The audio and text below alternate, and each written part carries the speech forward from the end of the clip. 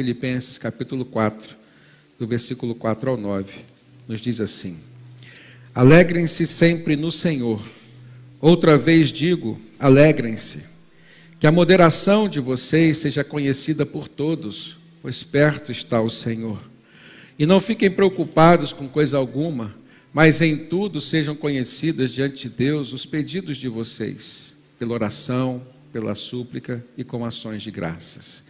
E a paz de Deus, que excede a todo entendimento, guardará o coração e a mente de vocês em Cristo Jesus. E, finalmente, irmãos, tudo o que é verdadeiro, tudo o que é respeitável, tudo o que é justo, tudo o que é puro, tudo o que é amável, tudo o que é de boa fama, se há alguma virtude e se algum louvor existe, seja isso que ocupe o pensamento de vocês. Amém? Que Deus nos abençoe. Você pode fechar seus olhos, peça ao Senhor numa oração pessoal e particular, para que Ele fale ao seu coração. Pai, colocamos diante de Ti a nossa expectativa de Te ouvir falar. E não só falar, mas tocar, ministrar, curar, Deus, restaurar. Eis aqui a Tua igreja, com o coração aberto, Senhor, para poder receber de Ti, ser transformada por Ti. Visita agora cada um de forma pessoal, particular. É a oração que nós fazemos em nome de Jesus. Amém.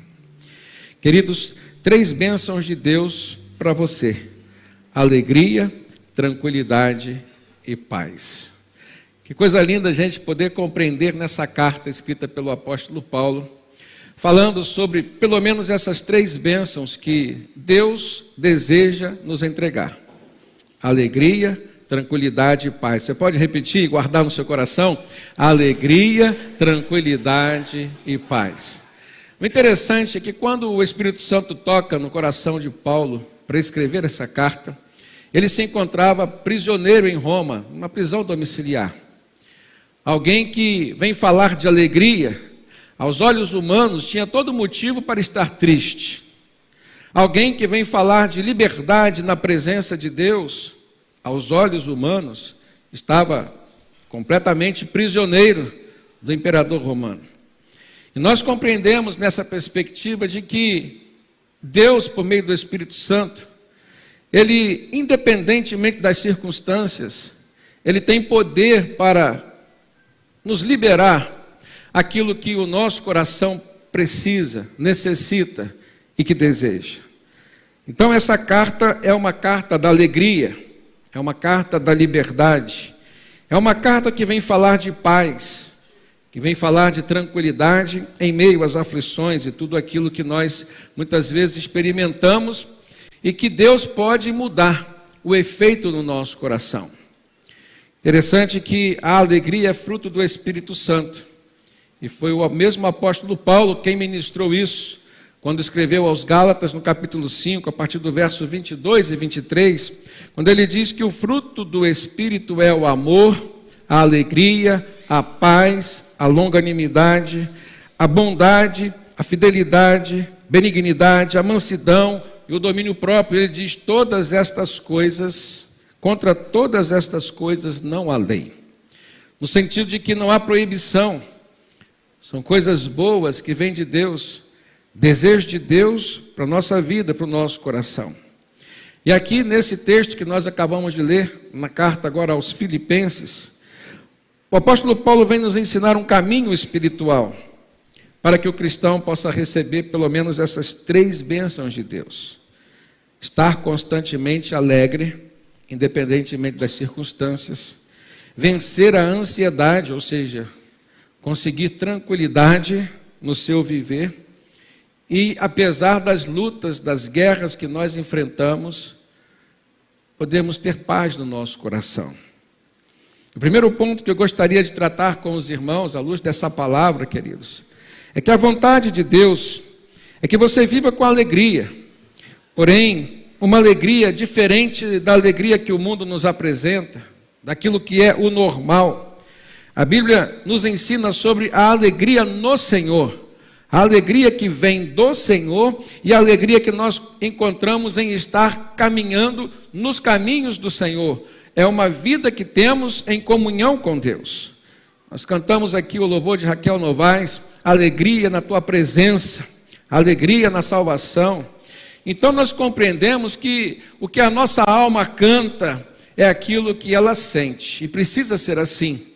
E quando nós conhecemos Deus, conhecemos a sua palavra e caminhamos numa vida em comunhão com Ele, o que a nossa alma vai exalar é aquilo que o Espírito Santo tem para nos abençoar. A alegria é fruto do Espírito Santo. A paz é fruto do Espírito Santo. O amor é fruto do Espírito Santo. A mansidão é fruto do Espírito Santo. O domínio próprio. Olha só quantas bênçãos que Deus tem para fazer frutificar, exalar e frutificar na nossa vida. E esse verbo frutificar é uma palavra de ação que nos indica que aquilo que sai de nós tem um propósito específico também na vida dos outros.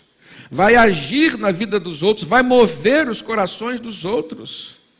A paz que eu sinto, ela pode ser transmitida ao outro com quem eu me relaciono. A ansiedade que eu sinto, da qual eu sofro, ela vai contaminar o outro, ela vai prejudicar o outro, vai prejudicar os meus relacionamentos. Então, o Espírito Santo ministra em mim o contrário da ansiedade. Ele ministra em mim a mansidão, o domínio próprio, o equilíbrio. E nós precisamos crer que quando nós vivemos em comunhão com Deus e o Espírito Santo, nós começamos a abrir portas da nossa vida para que essas bênçãos do Senhor cheguem até nós e se manifestem. No verso 4, primeiro que nós lemos, Paulo diz: alegrem-se sempre no Senhor. E ele repete: outra vez digo, alegrem-se no Senhor. É uma palavra no imperativo, é uma ordem de Deus para nós. Há então possibilidades. A Bíblia nos diz, o Senhor Jesus diz que tudo aquilo que nós pedirmos a Deus, que esteja em conformidade com a vontade dEle, é promessa que Ele nos concederá. Amém, irmãos? Então, se Ele está dizendo, sejam alegres, mas alegrem-se no Senhor, Ele está prometendo, venham a mim e vocês encontrarão essa alegria. Paulo então ministra aos nossos corações de que a alegria não depende das circunstâncias. E ele dá testemunho próprio disso. Por que o Espírito Santo, que inspirou o apóstolo Paulo a escrever 13 cartas, 13 que estão no Novo Testamento, essa especificamente que vem ministrar sobre a alegria, o Espírito Santo reservou para que ele escrevesse quando estivesse preso. Não é algo antagônico, mas é justamente por ser antagônico que Deus proporcionou esse momento para nos provar que não há nada que impeça ou que tenha poder de impedir o agir dele nas nossas vidas. A alegria que ele tem para nos dar independe das circunstâncias que nós estamos vivendo. E eu creio que nessa manhã há pessoas aqui querendo sentir essa alegria. Pessoas que estão passando por momentos de tribulação, e nós precisamos ser honestos, queridos. Não é difícil a gente encontrar um ladrão de alegria. Não é difícil a gente tropeçar em alguma pedra de tristeza. Não é difícil. Não é difícil a gente dar um escorregão em todos os sentidos da vida e perder um pouco da alegria. Mas a Bíblia diz que todas as coisas cooperam para o bem daqueles que amam a Deus. Está lá em Romanos 8, 28. Então, até os tropeções que a gente pode dar, irmãos, o Senhor pode usar para nos abençoar, para nos fazer crescer, para nos fazer pelo menos termos mais cuidado no nosso caminhar. A sociedade normalmente procura alegria nas coisas, nos entretenimentos. Sim ou não? Não é? A gente tem essa perspectiva de buscar entretenimentos, no sentido de termos assim um momento de alegria, mas na verdade é um momento de felicidade. A alegria, ela vem de dentro para fora, não de fora para dentro. É Deus em nós, é o Espírito Santo ministrando dentro de nós. As alegrias são passageiras quando nós as buscamos, confiando nas coisas, confiando em pessoas. Mas quando nós confiamos em Deus e buscamos em Deus, na presença de Deus, essa alegria é constante. E o cristão, Paulo nos ensina que a sua alegria pode ser encontrada, essa alegria especial pode e só pode ser encontrada na presença de Deus. É uma alegria na presença de Deus. É uma alegria na salvação de Deus que vem por meio de Jesus. É uma alegria que nós encontramos na esperança que vem de Cristo Jesus. Então é uma esperança em Cristo, não nas coisas, não em pessoas. Já foi ministrado aqui durante o louvor o texto de Colossenses 1:27, quando o apóstolo Paulo fala que a nossa alegria, né, a esperança, Cristo em nós é a esperança da glória. Então, a alegria associada à esperança, ela só pode ser encontrada em Cristo Jesus. Paulo diz: Cristo em vocês, falando para os cristãos na cidade de Colossos, Cristo em vocês é a esperança da glória. Amém? Nós precisamos focar naquilo que de fato é vontade de Deus para o momento que nós estamos vivendo. Na presença de Deus, na salvação que vem de Deus em Cristo Jesus e na esperança que temos somente em Cristo. Ou seja, quando a sua esperança está em Cristo Jesus, nós compreendemos que não há limites, não há limitações, não há impedimentos que possam bloquear aquilo que vem do Senhor para nós. Por isso que o apóstolo Paulo, nessa mesma carta, nesse mesmo capítulo mais adiante, Filipenses 4:13, ele diz: olha, eu posso passar por todas as coisas, já passei por momentos de aperto, de necessidade, mas já passei por momentos também, né, de prosperidade, de folga. Tudo posso naquele, ou seja, em Cristo, que me fortalece. E essa palavra que Deus tem para mim e para você nessa manhã. Por mais que o inimigo venha como um ladrão de alegria, nós podemos vencê-lo, porque tudo nós podemos em Cristo que nos fortalece. Por mais que as coisas às vezes fujam das nossas mãos, e por mais que as perdas também tentem levar a nossa alegria, a gente precisa ser honesto, eu repito. Quando perdemos, quando somos derrotados, irmãos, há um sentimento de tristeza que tenta brotar no nosso coração. Mas aí vem o apóstolo Paulo, nessa mesma carta, nesse mesmo capítulo, agora no versículo 19, ele diz: mas o Senhor, por meio das suas riquezas de glória em glória, Ele há de suprir todas as necessidades de vocês em Cristo Jesus. Todas as necessidades que nós temos em Cristo Jesus, elas poderão ser supridas. Havia um ditado que o meu sogro falava, e todas as vezes que ele perdia alguma coisa, ele superava e dizia assim: mais tem Deus para dar do que o inimigo para tirar. Você pode repetir esse ditado, né? Mais tem Deus para dar do que o inimigo para tirar. Porque Jesus disse: no mundo tereis aflições. Então, ele nos deixou muito claro, nem tudo vai ser vitória. Essa mensagem de que é só vitória, só vitória, só vitória, irmãos, ela não condiz com aquilo que Jesus falou. Mas o que nós compreendemos é que se o inimigo nos tira com a mão, Deus nos dá muito mais. Mais tem Deus para dar do que o inimigo para tirar. Se você perdeu hoje, amanhã o Senhor te recompensará. Ele é o Deus da restituição. E nós vemos isso lá em Joel, profetizando. E nós vemos isso se cumprir em Pentecostes. E vemos isso se cumprindo ao longo da nossa vida. Lá em Romanos 8:31, diz assim: se Deus é por nós, quem será contra nós? E essa é uma palavra que nos fortalece nos momentos em que nós estamos debaixo de provação. Nos momentos em que nós estamos até mesmo debaixo de tentação, porque é o inimigo que vem. Mas se Deus é por nós, quem será contra nós? Vemos isso no exemplo do próprio apóstolo Paulo, juntamente com Silas, pregando o Evangelho. E ali injustiçadamente são levados à prisão. E o que aqueles irmãos fizeram na prisão, queridos? Veja que a alegria que vem do Senhor é independente das circunstâncias externas. Externamente, agora eles estavam presos, mas estavam ali cantando, louvando ao Senhor, pregando para o carcereiro, pregando para os outros prisioneiros. Exerceram ali uma liderança dada por Deus. Jesus disse: vocês são sal da terra e luz desse mundo, sejam luz aonde vocês estiverem. Paulo e Silas estavam sendo luz ali na prisão, tanto que quando Deus veio naquele momento, mandou um terremoto, fez com que as celas se abrissem, fez mais do que o terremoto pode fazer, as cadeias se quebraram.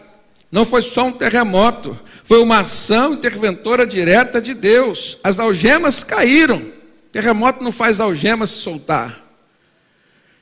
Todos os prisioneiros continuaram com ele.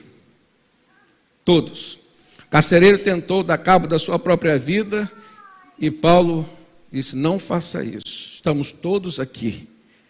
E aquele homem então se dobra, se rende ao poder de Deus.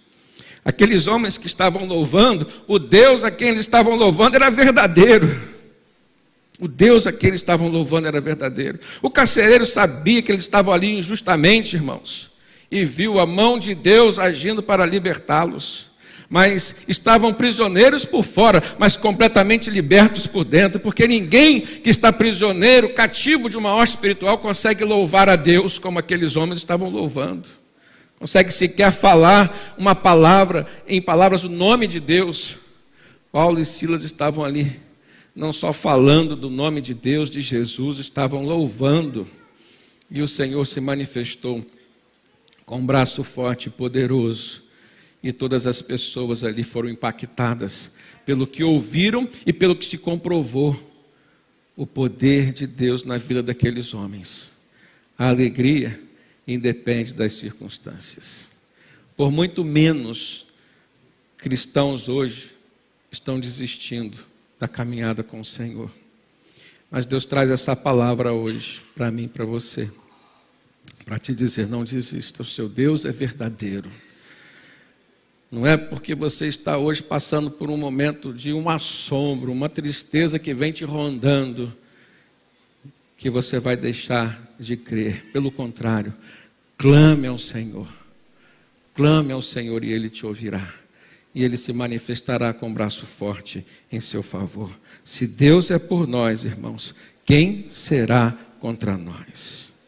E aqui é uma aplicação que eu quero fazer para os irmãos. A alegria do cristão, ela não significa ausência de problemas, mas significa a presença de Cristo na sua vida. A nossa alegria não representa a ausência de problemas, mas representa a presença de Cristo na nossa vida, mesmo que em meio aos problemas. Amém?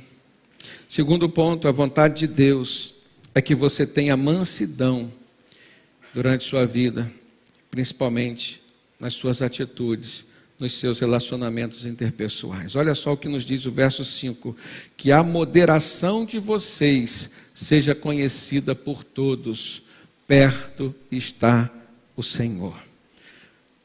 Há duas frases aqui. Que a moderação de vocês seja conhecida por todos é uma orientação, um direcionamento que vem de Deus por boca do apóstolo Paulo. No sentido de que o cristão precisa ter mansidão. Moderação é mansidão, é equilíbrio nas palavras e nas ações. E a vida de quem confia em Deus, ela se revela por meio das atitudes. Atitudes como calma, paciência, mansidão. Porque se você confia em si mesmo, na sua própria força, você vai querer reagir instantaneamente. Porque o que você vai oferecer em troca é aquilo que você tem. Aquilo que você já tem, com o que você já pode contar. Mas quando você reage com mansidão, com calma, com tranquilidade, isso possibilita você receber de Deus para aquele momento o instrumento necessário para a sua reação.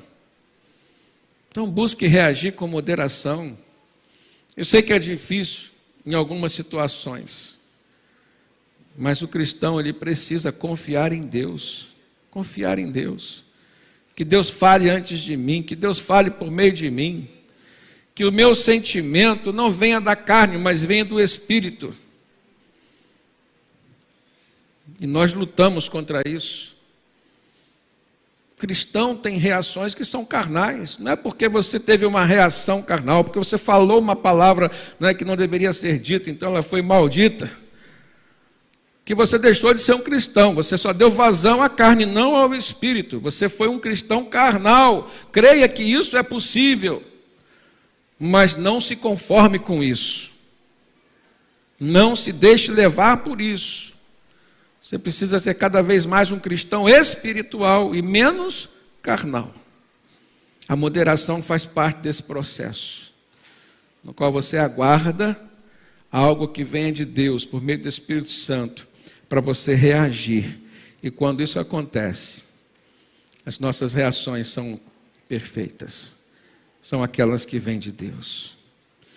E a segunda frase que nós encontramos aqui, Paulo diz: perto está o Senhor. Primeiro, que a moderação de vocês seja conhecida por todos. Perto está o Senhor. Há duas conotações para esta frase e que não se contradizem. Perto está o Senhor. Se o Senhor está perto, então nós podemos sentir de perto o poder da sua presença. Amém ou não amém? O Senhor quer estar perto de nós. Ele está disponível a todos nós. A questão é nós estarmos próximos dele. Então, perto está o Senhor. Então, usufrua da presença dele. Busque essa presença espiritual de Deus. E a segunda conotação, que se soma a essa, é que também está perto à sua volta. O dia se aproxima em que ele virá buscar a sua igreja. Então, mais um motivo para nós adequarmos os nossos comportamentos àquilo que o Espírito Santo deseja sobre nós. Quando nós temos a certeza de que Deus está perto, está próximo, nós não temos motivos, irmãos, para agirmos com ira, agirmos com raiva, agirmos com desespero. Não, perto está o Senhor. O inimigo também está perto. A Bíblia diz que nesses últimos dias, Satanás estaria em nosso derredor, bramando como leão, buscando a quem pudesse tragar. Então preste atenção. Você pode ser arranhado pelo leão, pelo maligno, mas Deus está perto. Eu aprendi uma palavra com o pastor Jeremias Pereira, numa dos seus sermões, que ele diz assim: olha, o maligno é como um cão bravo, mas que está acorrentado numa coleira, cuja corrente está nas mãos de Deus. Ele vai querer latir, ele vai querer te morder, mas Deus determina até onde ele pode chegar. E quanto mais distante você vai se tornando de Deus, das coisas de Deus, então essa corrente vai ficando limitada. Vai ficando limitada. Isso significa que você vai ficando mais propenso a ser arranhado, a ser mordido. Então se aproxime de Deus.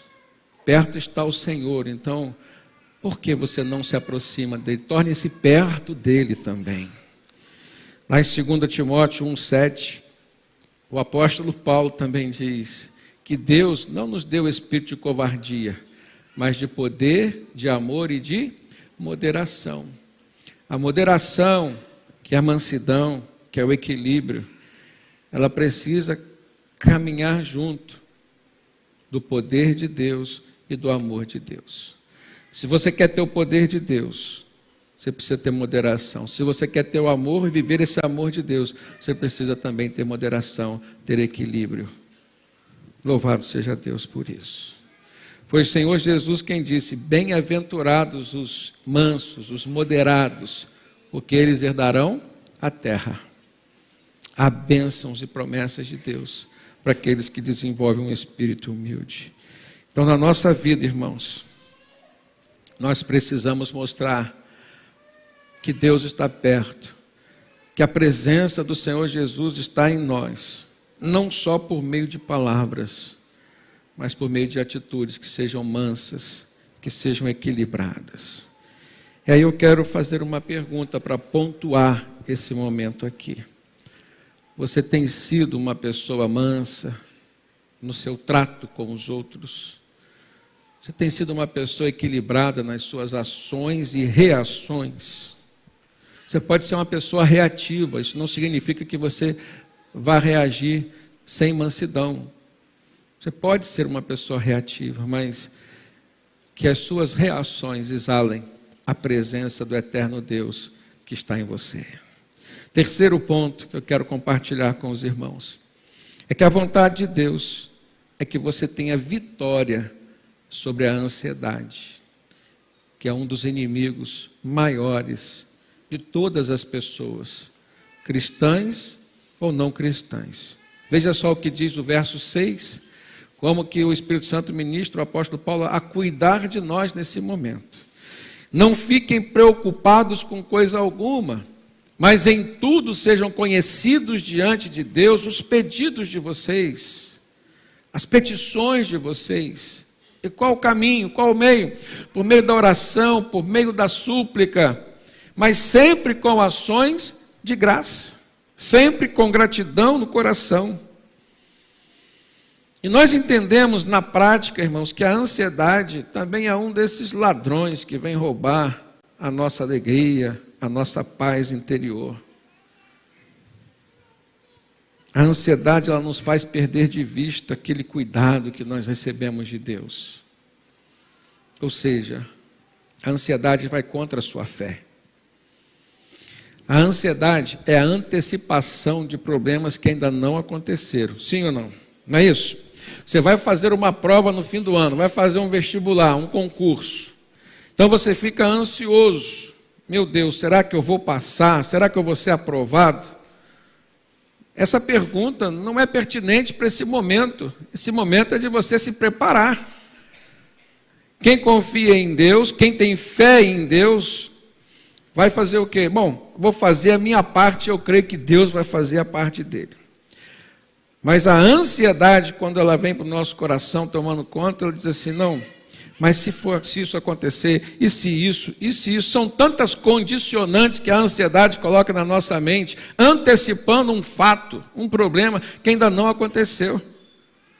Então, se a fé é você trazer à existência as coisas que ainda não existem, então vamos lá, a fé é você antecipar as bênçãos, a ansiedade é você antecipar as maldições, os problemas. A fé é você antecipar a vitória. Eu creio em nome de Jesus que eu vou vencer. Se Deus é por nós, quem será contra nós? Isso é fé. Agora a ansiedade vem e diz assim, e se eu perder? E se não der certo? E se isso acontecer? Se você crê que Deus, a quem você serve, de quem você anda na presença, tudo pode, então não tem sis, não tem condicionantes, não tem.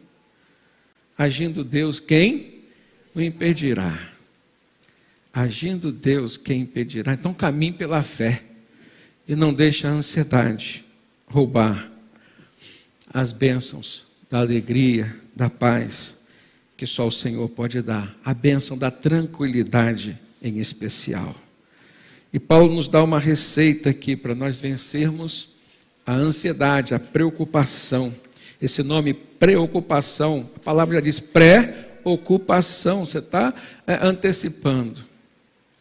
Como fazer isso? Primeiro, oração. Oração. Onde ele diz, não fiquem preocupados com coisa alguma, mas em tudo sejam conhecidos diante de Deus os seus pedidos, por meio da oração. Como é que está a sua vida de oração? Oração é hábito. Oração é hábito. E a melhor forma de você criar hábitos é associando a outros hábitos que você já tem, que são instintos, que são instintivos, são naturais. Você se alimenta porque o seu corpo material e físico pede para você se alimentar. Então associa o hábito da alimentação, o hábito da oração. O hábito da oração. Você dorme? Bom, eu creio que sim, né? Se a ansiedade não te impediu de dormir ainda, não tem te impedido de dormir. Mas todos nós, normalmente, em condições normais, nós dormimos. Então, é um hábito. Então, associe ao dormir o hábito da oração. Ajoelhe-se na cama. Irmãos, até criar o hábito dá trabalho. Quantas vezes eu me vi deitado e esqueci de ajoelhar e orar, eu dei um pulo e ajoelhei, já virei ajoelhado na cama, já orando, né, para depois voltar, mas depois que você cria o hábito, você faz naturalmente. Criar o hábito da oração te ajuda a vencer a ansiedade. Paulo nos ensina aqui a importância da gratidão. Que na verdade foi Jesus quem revelou isso. Ser agradecido é algo que Deus se importa. Jesus cura 10 leprosos, só um volta para agradecer. Jesus nunca fez questão de reconhecimento. Não vejo na Bíblia, não me vem à mente outro texto em que Jesus tivesse considerado uma reação de gratidão, mas nesse Jesus considera. Não foram curados os 10, porque só esse voltou para agradecer. Jesus fez essa observação. Quantas vezes nós recebemos bênçãos de Deus e não glorificamos a Deus, não atribuímos a bênção a Deus?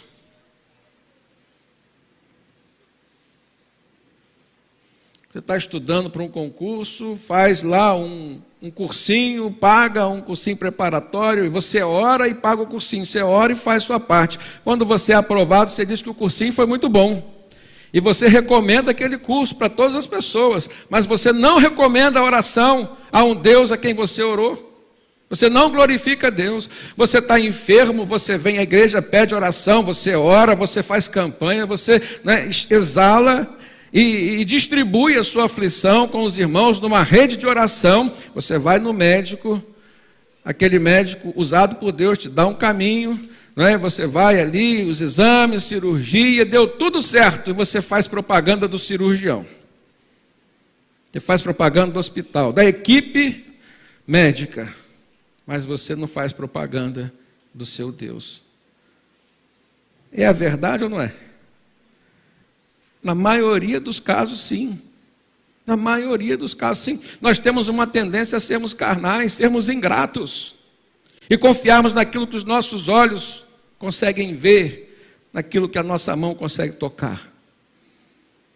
Mas sobre tudo isso, e antes de tudo isso, acima de tudo isso, está o nosso Deus. E que nós buscamos, e que Ele corresponde. Clame a mim, anunciar-te-ei coisas grandes e ocultas que você não sabe. E buscar-me-eis e me achareis quando me buscar de todo o vosso coração. Serei achado por vós, assim diz o Senhor.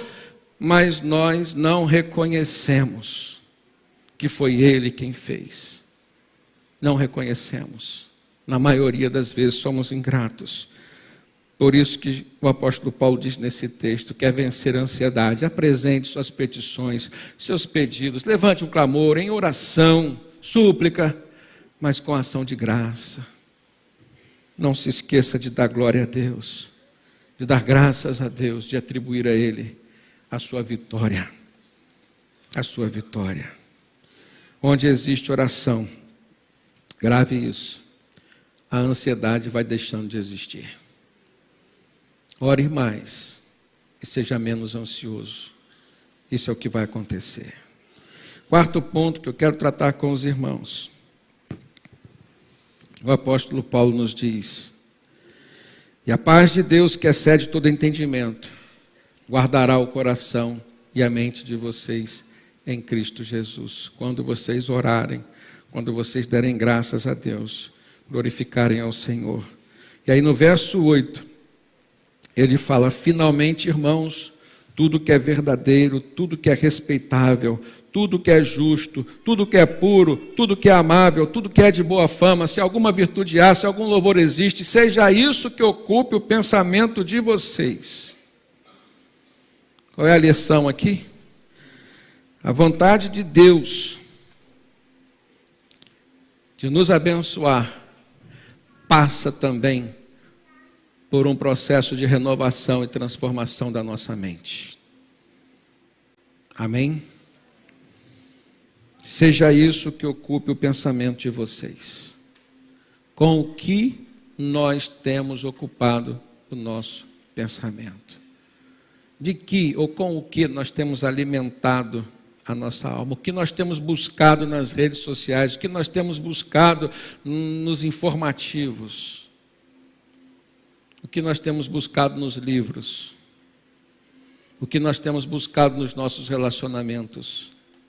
Grave isso. Precisamos passar pelo crivo do Espírito Santo. Quando Paulo diz, tudo que é verdadeiro precisa ser verdade. Tudo que é respeitável precisa ter o respeito, primeiramente de Deus. Tudo que é justo e é a justiça de Deus, não dos homens. Tudo que é puro, a pureza do Espírito Santo, não a pureza relativa que a sociedade prega. Tudo que é amável, tudo que é de boa fama. E aí você pergunta, há algum louvor nisso? Então eu vou ocupar meu pensamento com isso. Aqui, quando Paulo está falando de todas estas coisas que compõem esse crivo, esse filtro, nós vemos que há uma ordenação dos pensamentos. Percebem isso? Há uma ordenação. Seja isso que ocupe o pensamento de vocês. Então, o que isto? O que? Tudo que é puro, tudo que é amável, que traz boa fama, que está associado ao louvor a Deus, tudo que é honesto, tudo que é respeitável. Então, isso é um pensamento ordenado. Agora, quando você, seja cristão ou não, está com seus pensamentos completamente desordenados, a ciência nos mostra que essa mente está totalmente vulnerável a uma ação da ansiedade. Totalmente vulnerável a um momento de desordem nos pensamentos que vai trazer atitudes que revelam falta de mansidão, falta de moderação. Totalmente vulnerável para que o inimigo venha e crie um ambiente de guerra e não de paz. De guerra e não de paz. Então nós devemos filtrar e purificar tudo aquilo que a nossa mente pode e deve se ocupar. E uma forma muito simples de resumir é através da pergunta: isso glorifica o nome de Deus? Isso dignifica o nome de Deus? O nome de cristão que eu recebi no momento em que me entreguei a Cristo? Dessa forma, meus amigos, meus irmãos, não haverá nenhuma brecha, nenhuma ruptura pela qual o inimigo poderá injetar medo, ansiedade, pessimismo, derrotismo, mentiras. Não haverá, não haverá. Organize, ordene os seus pensamentos no crivo do Espírito Santo, buscando aquilo que glorifica a Deus. Por último, a vontade de Deus é que você ponha em sua vida a prática de todo o Evangelho que Jesus Cristo veio trazer como boas novas para nós vivermos. Ele finaliza o texto no verso 9 dizendo: o que também vocês aprenderam e receberam e ouviram de mim, e o que viram em mim, isso ponham em prática, e o Deus da paz estará com vocês.